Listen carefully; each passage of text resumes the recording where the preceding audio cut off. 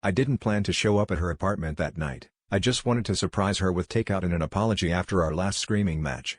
But when I opened the door, I found her and my father at the table, candles lit, wine glasses half full, their laughter dying the second they saw me. I dropped the bag of food. My girlfriend's face went white, my father's eyes locked on mine, calm and cold. He set his glass down and told me to sit.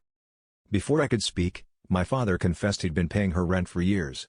Not just slipping her money to help out, but covering everything, her apartment, her car, even some vacations. My girlfriend didn't deny any of it. She just looked at the floor, fiddling with her fork, while my father explained they both kept it from me because it was easier. He claimed it started before we ever met, that he was helping a friend's daughter, but his voice cracked and I knew there was more. I demanded to know what else was going on. That's when my girlfriend blurted out she'd never loved me the way I loved her, and that she felt trapped in our relationship because she owed my father everything.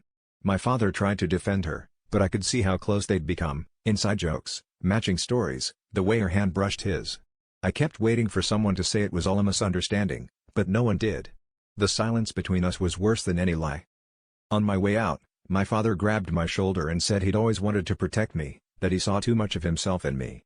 It hit me then, I'd spent years fighting to prove I was nothing like him, but I'd fallen for someone who could only love me for what I could give.